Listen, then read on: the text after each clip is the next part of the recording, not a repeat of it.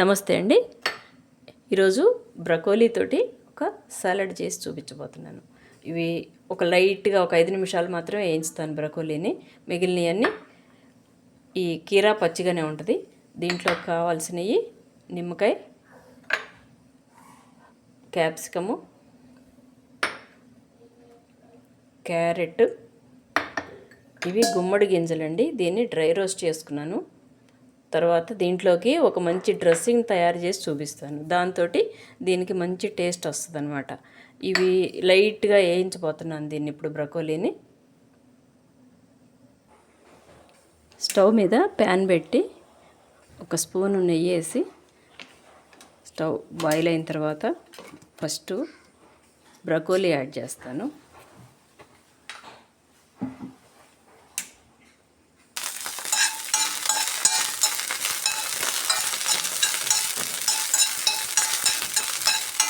ఇది అలా కలర్ మారుతా ఉన్న వాళ్ళని ఎమ్మటే క్యారెట్ వేయాలి.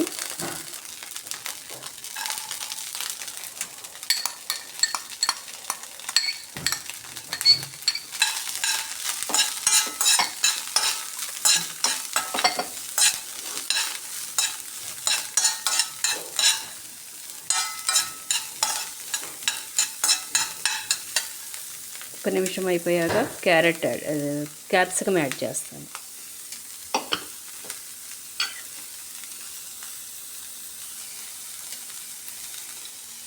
క్యాప్సికమ్ యాడ్ చేస్తున్నాను.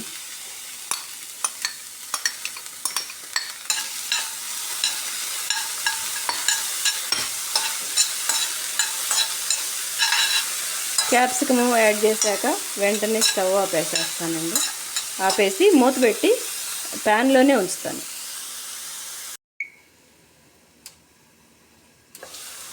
ఇలా మూత పెట్టి ఉంచేసి స్టవ్ ఆపేసేయాలి.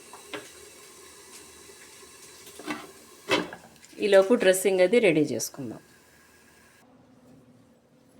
దీనికోసము డ్రెస్సింగ్ చాలా ఇంపార్టెంట్ అండి. ఇది టేస్ట్ తీసుకొస్తుంది దీనికి. ఇవన్నీ పచ్చి కదా, కొంచెం మనకి రుచిగా ఉండాలంటే ఇది చాలా ఇంపార్టెంట్. మామూలుగా నెయ్యి బదులు మీరు కావాలంటే ఆలివ్ ఆయిల్ వేసుకోవచ్చు.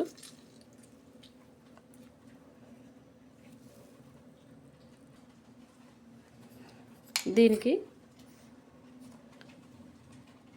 కొద్దిగా పావు స్పూను సాల్ట్ వేస్తున్నాను.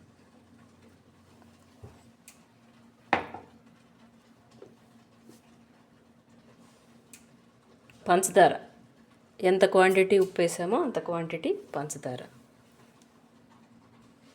మిరియాల పొడి అది కూడా సేమ్ అంతే, పావు స్పూను మిరియాల పొడి.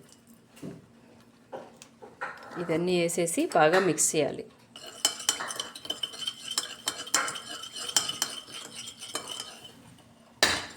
దీనిలో ఫస్ట్ కీరా వేస్తున్నాను.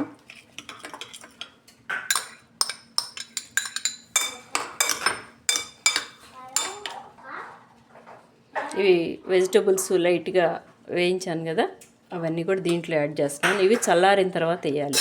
నిమ్మరసం వేసాం కదా, చేదు వస్తుంది అనమాట. ఇవి ముక్కలు బాగా సన్నగా కోసుకున్నాను, చూసారా? ఇట్లా చేస్తేనే టేస్ట్ బాగుంటుంది. పెద్ద పెద్ద ముక్కలు అయితే రుచి బాగోదు.